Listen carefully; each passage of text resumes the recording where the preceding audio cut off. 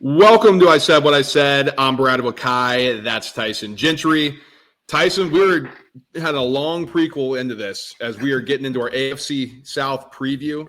Hey, guys, the football season's around the corner. Like, Tyson and I were talking about this, and we're like, wow, we do college football stuff. So if you're an NFL guy and you're tuning into this and you are a college football guy, like, we got week 0 freaking right around the corner. Like, it is coming up fast, folks. Oh, it's here, dude. Hard Knocks came out, and I was a little bit just like, wow, I can't believe it. I was a little excited. I still haven't even watched it. It's just I'm watching Bird's highlights still. I'm on the Eagles are champions until September 4th, but yeah, we're here, dude. We got less than a month. We got less than a month, so we're going to go hot and heavy here in these previews, guys. So what we're going to do, we're going to go each division. We're going to break down some win total stuff if you want. You know, we'll kind of give you who's the favorite in these divisions. We're going to talk about each team individually. So in the AFC South, Tyson, coming into the year, the Houston Texans are the favorite. They're plus 115. This is from FanDuel's odds. Jaguars plus 290. Colts plus 300. And then you got the Titans, who had the number 1 overall pick last year at plus 700. As you look at this, it feels to me Texans are rightfully the favorite. I think bounce back year probably from C.J. Stroud could be expected, but do you think there's a chance that somebody could dethrone the Texans in what's always a crazy division? Yeah, it's AFC South. So, of course, I think, you know, there's a lot of Jaguars love right now, and that could be they might steal this thing. But like, I don't think the Texans are winning 11 games is like when you look at the schedule. But if so, that means they're gettable. It's just like, are we overrating Liam Cohen? Because the thing is like, this guy was awesome in Tampa Bay. But now there's nobody to rein him in, and we've seen offensive guys, you know, go become the head coach, and you don't have anybody to tell you now, hey, you got to. This guy needs the ball. He's getting paid or whatever. Like we got to find out how the running back room shakes out for them, and a whole bunch of other things too. Yeah, it is interesting too because basically all 3 of the guys here, you know, the Titans who we'll get into, you know, the Colts with Shane Steichen, who's that guy. It's like, come on, we need some defense over here, and then the Texans are really the only ones with DeMeco Ryans, who is a defensive guy here, and they've really been the most steady ones here, winning the division last year at 10-7. Colts finished second at 8-9. Yeah, won the playoff game. So I think rightfully so, the Texans are the favorite. I think if you're looking to bet someone, you know, you got the best quarterback in this division, and perhaps the best head coach. You know what I mean? So I think it's bet, especially at plus money. But Tyson, let's dive in here to the Tennessee Titans, because this is a new era. You know, they tried Will Levis, they tried Malik Willis. It's now another quarterback with Cam Ward. There's still a lot of holes in a lot of gaps in talent here on this roster. This is not going to be a quick rebuild or quick turnaround, at least we don't think. Cam Ward, for all intents and purposes, seems to be the right guy for the job. What are you expecting out of him? So I think that's really the storyline for the Titans. I think that they're going to have to throw the football a good amount to stay in game. So I think maybe some gaudy numbers for Cam Ward here and there. Maybe he hits 325 passing yards in a week a couple different times. Dude, he's a good player. And, like, Calvin Ridley's still good. We've been trying to bury this guy. Like, everybody forgets about him. He's not a top 5 guy, and that's fine. But, like, the gambling thing, he's out for the year. And he came back, and he's still pretty good. They got the ghost of Tyler Lockett. Let's see how that plays out. On the wide receiver room. They just cut Treylon Burks, man. That sucks. But my guy, 𝐃𝐨𝐿𝐵𝐿𝐵𝐿, like there are pieces here on that offense to help him out, make his life a little easier. But I'm not going to pretend like things are stacked up. I mean, Tyjae Spears is one of my favorite players in the league. Toe injury right now. Thank goodness, because like when a guy with no ACLs gets carted off the field, your mind is like, something crazy probably just happened. So with that in mind, him and Tony Pollard, we thought we were going to get closer to an equal split. It might end up just being, Tony Pollard gets to play again and Tyjae can't stay healthy, but they're going to need those backs to be good. Yeah, I think you got to take some pressure off the rookie quarterback. You're going to need a good offensive line, Tyson. Like Peter Skoronski, is he ever going to freaking – yeah, you get Dan Moore. That's huge. But Peter Skoronski, remember, this is supposed to be the best guy. He moved inside, tiny little arms. You know, maybe those arm measurements mean something here. But, you know, the offensive line has got to be good. And yeah, Dan Moore, that's a huge pickup for them. Kevin Zeitler is good on the other side. J.C. Latham, we'll see, you know, kind of still a young guy. But Tyson, to me, Brian Callahan, you know, he's burying Will Levis. And we talked about this, like, you can coach and you can have your style however you want. We give you some time. But this guy just seems unhinged at times last year. And it's like, dude, like, you weren't even freaking calling the plays for the Bengals now, and you're walking in here like you're, some offensive guru, and maybe he is. Maybe Will Levis wasn't the right quarterback. But I think this is a big test for Callahan, because if you can't make this guy look good, which is what the Titans are banking on, like they are saying they're throwing everybody else under the bus, right? Like, oh, Levis was terrible, Malik Willis was terrible. No, we got our coach, his guy. He better be good. It better work out.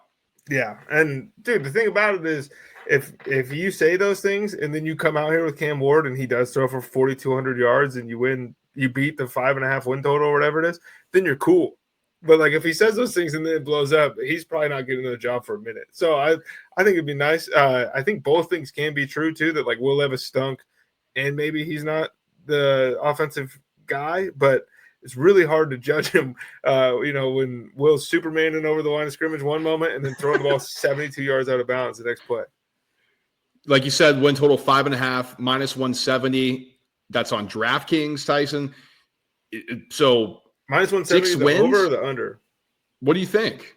Juice for the over. I'm sorry. Damn. I know. They won 3 games last year. I think I'd be more comfortable if I was going to bet anything Tennessee Titans to do Cam Ward yards. I think it's 3,200.5 is his number, minus 114. If he plays all 17, like I just think there's probably no way that he doesn't get there. Now I would have said the same thing a year ago, probably if Caleb Williams' number was right there. I would have said if he plays all 17, and then sometimes these guys don't hit the way we think. But the guy's phone's on D&D all the time. He's just grinding. Tyler Lockett there as well. I think that's a huge pickup too. Pair him with Calvin Ridley, gives him another weapon. But I'm with you. I'm not touching anything Tennessee Titans besides what we think, which is Cam Ward. I'm with you there. He's going to have to throw the football a ton, especially with the injury to Spears. Let's get into the Indianapolis Colts, Tyson, because we kind of ripped up Richardson a little bit last year, and I think rightfully so. Just like, dude, you're a quarterback. Like you got to understand, you can't take yourself out of these football games. What do you think about the Daniel Jones thing? Because I was just on a trip with my buddy who's a big Colts guy, and he's kind of talking me through this, and I'm kind of making fun of him because I'm like, dude, this is a terrible situation to be in if you're a Colts fan. A guy who has all the talent in the world but doesn't seem like he's going to put it together, and Daniel Jones, who was like literally that guy 4 years ago. What do you make of this quarterback situation? I think like Daniel Jones is the guy that the Colts probably could have used a couple times when they kept like trading assets for Matt Ryan, Carson Wentz. Like those guys just bought him out if you're going to bought him out. But Brad, I think the lesson that Anthony Richardson teaches, and I'm acting like he's not going to play well this year because I don't think he's going to. Like we all saw the preseason game, not reading the pressure, not throwing immediately to either one of those guys. Not throwing into the pressure in your third year in the NFL is crazy. And I think the lesson we learned is like, hey, maybe when these guys don't play at all, it's a risky investment to go up there and get him, because Trey Lance just balled out for the Los Angeles Chargers, and he is locked into a backup role for the foreseeable future. Another guy who didn't play at all, and I think Anthony Richardson is not far behind him. I think A-Rich gets a lot of like him and Justin Fields both. It was like the fantasy football guys like took over on the narrative around these two, and are like, well, if you just give him a chance. I know that's not how the Jets approach Field or the Bears approach Fields, and the Colts are approaching A-Rich, but it kind of is right now. They just went out and got Daniel Jones as an open quarterback competition, and like Daniel Jones is going to play over under 8.5 games. Daniel Jones plays in this year for the Colts. Oh, if the Colts have their nobody way, gets hurt. Nobody gets hurt. Let's say it like that. If nobody gets hurt, I think under. Because if Colts have their way, Anthony Richardson's going to play football games. They invested a ton in there. And is Daniel Jones really the future? Like, you got to give Anthony Richardson as much runway as you can. But, I'm with you. We both have been on this. We don't think he's going to hit. Like, we don't think Anthony Richardson is ever going to develop into that guy. It stinks, dude. I wanted to be good. Like, the image of a giant quarterback with those physical attributes, like, yeah, that's what we want to watch. But, like, I think he kind of stinks. And Jonathan Taylor was really good when he was really good, and he was just fine when he was just fine last season. And you need him to be the guy 2 years ago leading the league in rushing. Michael Pittman's fine. I think it's a huge deal for Josh Downs, which one of these guys plays. That's what I'll say, and I think it's a huge deal for their offense, because if Anthony Richardson's a quarterback all year long, I don't think they're going to move the ball a bunch. Like, you go get Tyler Warren, and it's really fun. But if your quarterback can't hit him, there is no point in these toys. Well, I think if it's Richardson, Warren's going to have a better year because, you know, they're going to do a lot of like read stuff and like he can drop it down as like the third option. If it's Daniel Jones, now we've made fun of Daniel Jones because he's a Giants guy. And listen, he's not a great quarterback. He's better right now than Anthony Richardson, though. Yes. I mean, he can play in the league. We have no clue if Anthony Richardson can play. So I think if you're Pittman, if you're Pierce, if you're Josh Downs, you're kind of hoping that it's Daniel Jones because like, at least you can run an offense. And let's be honest here. Those three guys are better weapons than anything that Daniel Jones has had in his career. Now, Neighbors was there last year with the Giants, but I'm talking as like a trio. That might be the best. This might be the best situation. Plus, now Brian Daboll, everybody loves him. Shane Steichen's a damn good offensive coach. So this might be the actual best situation that Daniel Jones has been in with an offensive line. So I think really the best person who gives him a chance to win, if you are going to try to win football games this year, is Daniel Jones. That's why I think it's over 8.5, because I think Shane Steichen's job is a little closer to on the line than people are willing to admit. Like, I agree. Rest in peace to Mr. 𝐟𝐨𝐫𝐞 and all of that stuff, but it's like somebody else now is in charge that, like, you know, may not have agreed with some of the things. Like, Shane Steichen was awesome in 2022 with the Philadelphia Eagles when he had a tight end. Now he has a tight end, and he has to be awesome in order to keep his job. That's just the way I'm seeing it. Yeah, and I'm curious because, you know, the 𝐟𝐨𝐫 family's been very involved in the Colts. It's not like, you know, they're just going off and, we do our own thing. And it's like, you know, dad passed away and now we got to come in and, what's this is a family business for boots on the ground, dude. She's not even in the box. She's on the boots on the ground. Now, let's put it this way, folks, for you listening. If you have an opportunity to make a splash and you finally are the decision maker, and you think that, hey, we can make a stamp here. You know, we you know, Shane's a good guy. You know, we like him, but we can go out and get so-and-so, and that aligns more with what we want. This is a business, right? We talk about this all the time. Like, yeah, it's professional sports, but people want to make their stamp on whatever they're running, and that could happen. Now, I don't know. We have no clue. We're not insiders. We don't know the behind-the-scenes stuff. But I'm with you, Tyson. I think there's the hot seat is hotter than people think for Shane Steichen. I think this season is going to go a long way in determining if he's going to be the head coach in Indianapolis going forward or not. It's Big Lou on defense now for them. Is it Lou Anarumo? Yes, it is. I think, yeah. Okay. And we'll see on the defensive side of the ball too, because the offense might end up having to score some points. Like, you'll get 𝐸𝐵𝐾𝐻, Julius Bent. You have Zaire Franklin, guys on defense, but if they can't run Lou's system, CJ Stroud might go crazy in 2 games. That's the thing. Okay, so here's your safeties. Cam Bynum coming over, right? You know, Nick Cross. Okay, here's your corners. Charvarius Ward, Jalen Jones, Nickelback, Kenny Moore. What do we know about the Lou Anarumo system? You need to have elite safeties to run it, right? Like, is anybody screaming difference maker? Now, Cam Bynum could be really good for him. Good player. Good player. Jalen Jones on the other side of the corner, you know, Nick Cross, the strong safety position, maybe. But it's a tough system to run. Like, when the Bengals got rid of their veterans, they were younger, they couldn't figure it out.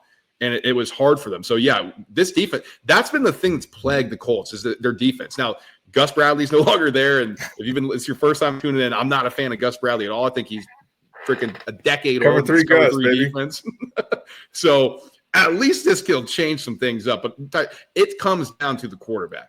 It's the same thing with the Indianapolis Colts we've been talking about for half a decade now. Like, who's running QB and who's going to be a difference maker for him? And we'll see who it is. Who starts game 1? Let's go there to close it. Well, we'll see if Anthony Richardson's pinky good to go, all that stuff. But probably him if he's ready.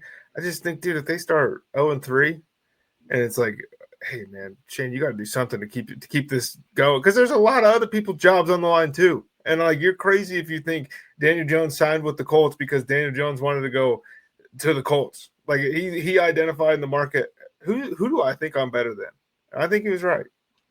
7.5 is the win total, -110 over and under. Colts coming off an 8-9 season. Anything you're touching on that front? I don't think so. The Colts are really scary. I'm not touching them. Dude, the variance between they could be awesome, if it hits, yeah. But they could also be awful. We have no idea here. Let's get into the Jacksonville Jaguars. You mentioned them, Tyson. People are excited about them, and everybody I'm finally coming over to the dark side with you where I'm like, Trevor Lawrence, like I'm looking at my watch here and I'm like, brother, what's going on? And you've been on this much, much earlier than people. And I think that's a strength of yours is you're willing to say, I'm not quite so sure about this guy where I'm like, well, this is my, preconceived notion. And I think the timeline is just so sped up now. Like you just know what in 2 years, tough. And we'll get into it with the NFC North. Boy, there's a lot coming out about my guy, Caleb Williams. It doesn't seem so positive, but people still seem to be giving Trevor Lawrence a chance here. And Tyson, where are you at with the Jags as we're analyzing things going into this season? So here's where I'm at with Jacksonville right now, where I'm at specifically with Trevor Lawrence. I've not necessarily said I think Trevor Lawrence is bad. Like my thing the whole time is I think Trevor Lawrence is just about as good as he was when he was 19.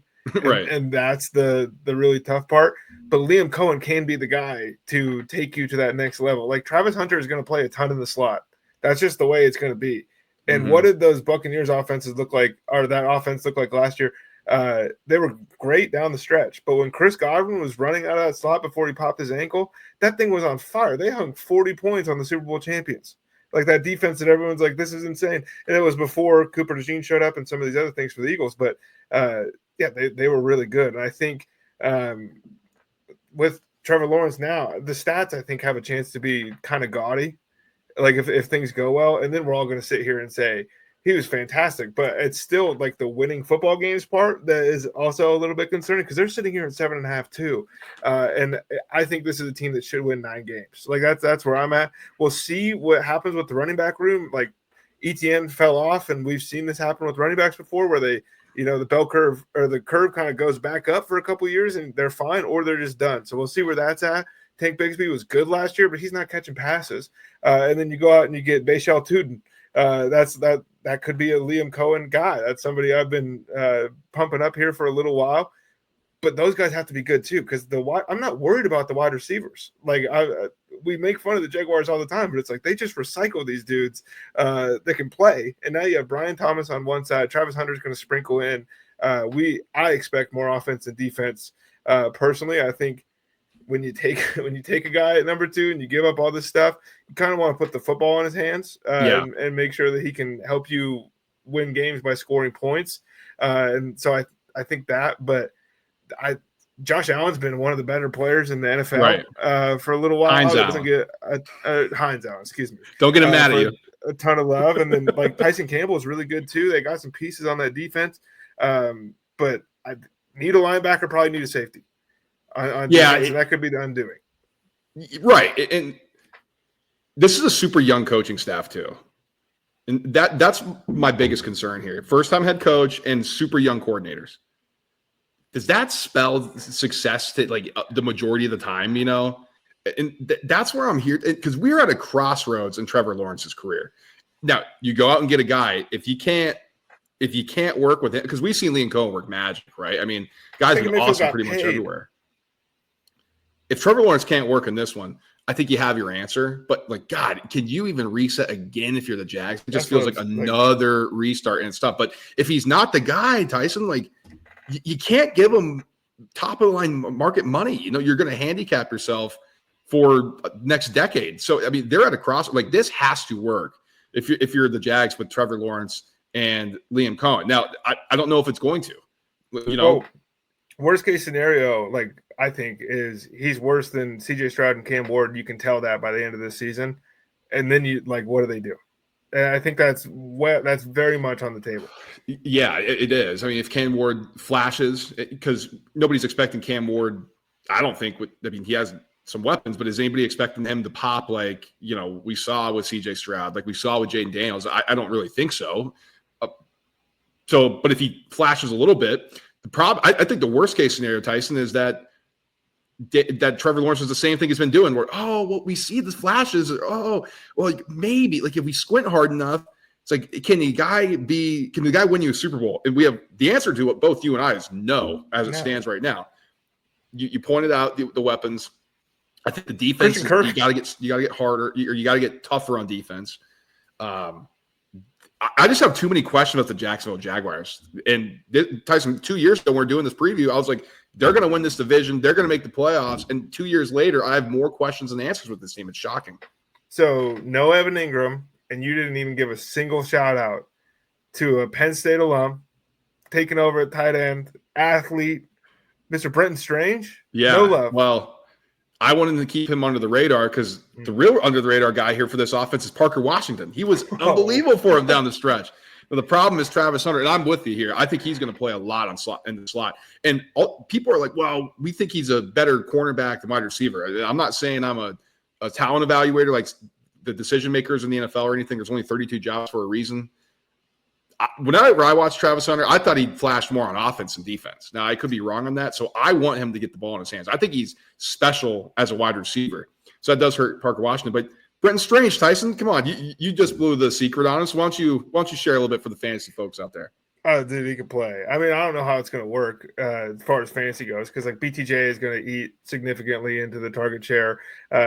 Travis Hunter, you think, is going to eat significantly in the target share. We saw Cade Otton have a great year last year in Tampa Bay, and maybe, Brenton Strange can do some of that. Like, Cade Otton's not necessarily a world beater.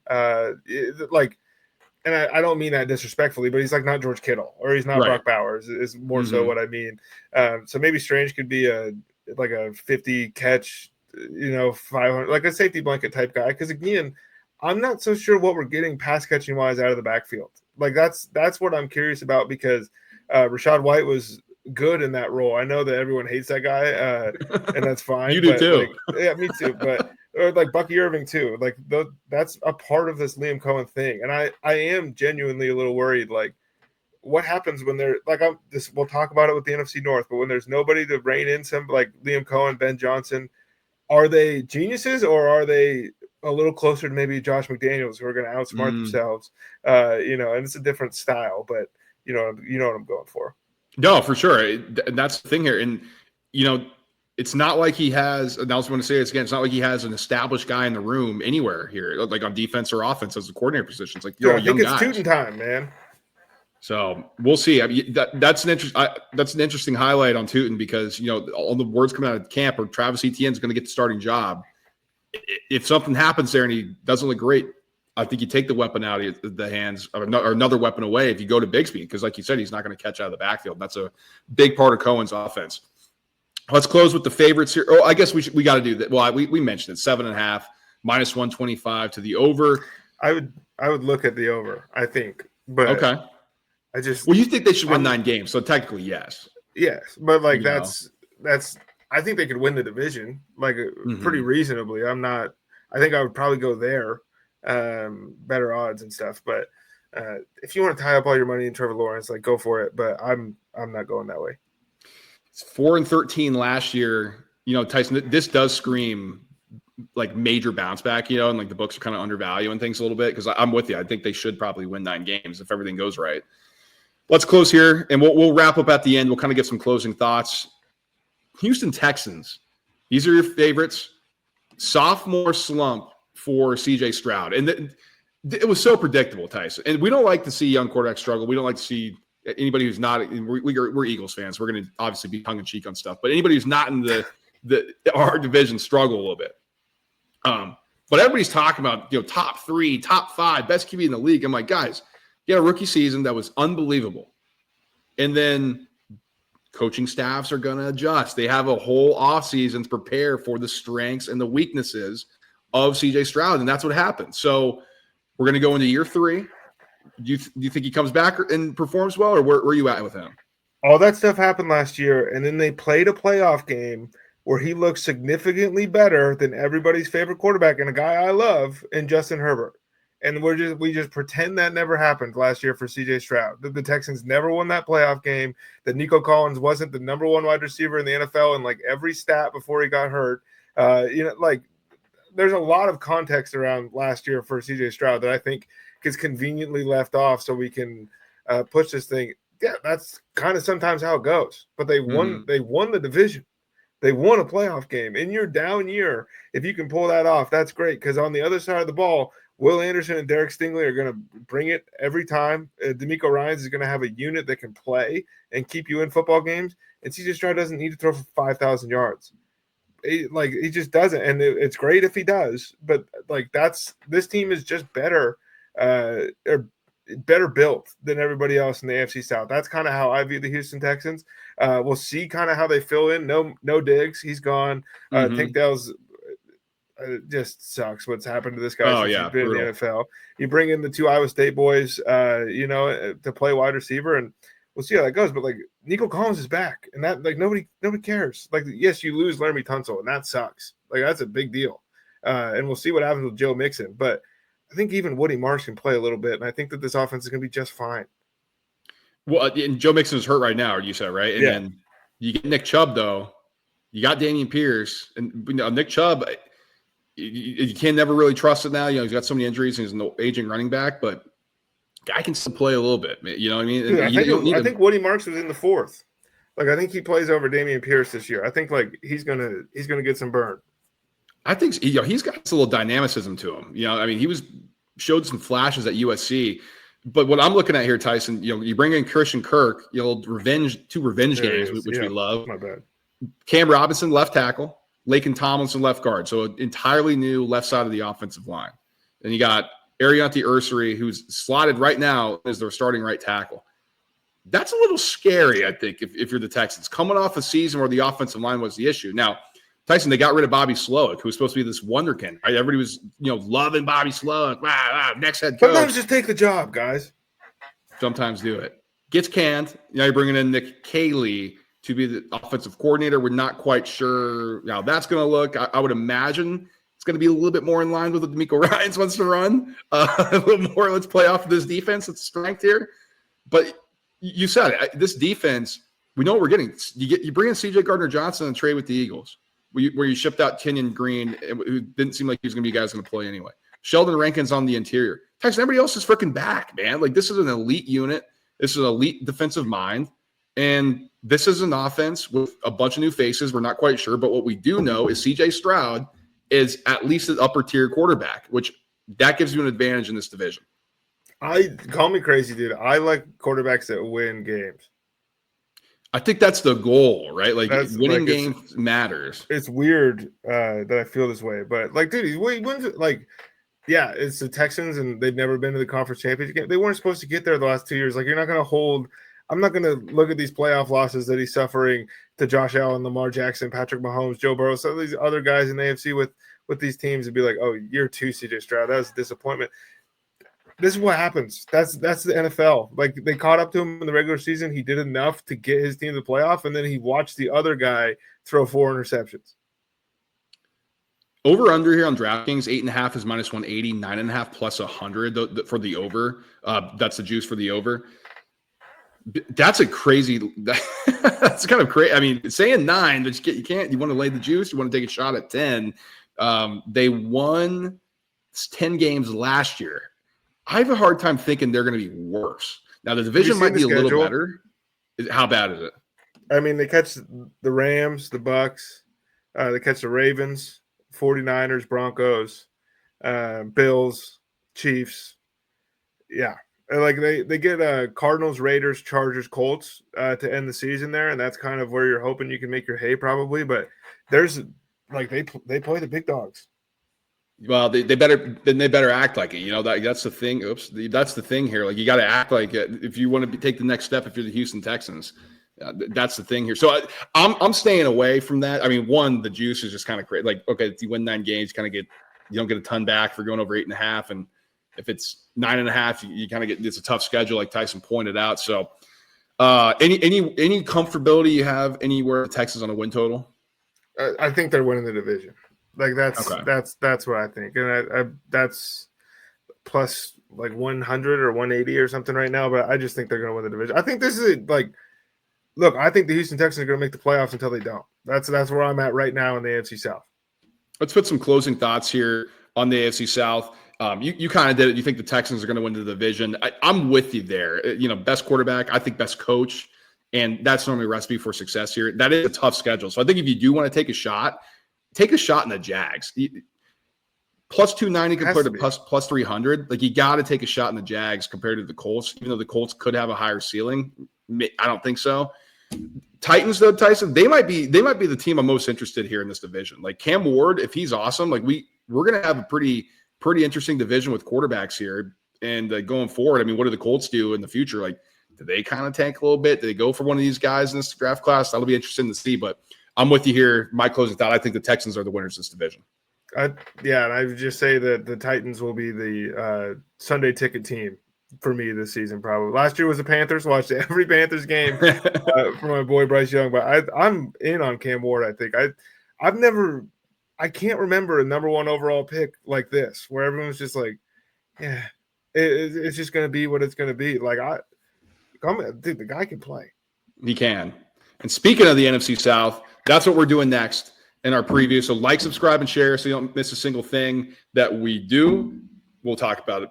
Tyson's boy, Bryce Young, my boy, Bryce Young. What else is going on in that division and everything else as we get you ready for football season, my preview in the NFL coming out. Share it with a friend. Share it with an enemy. Smash that like button on the way out and subscribe so you don't miss a single thing we do. We'll talk to you guys when we talk to you. Till then, peace.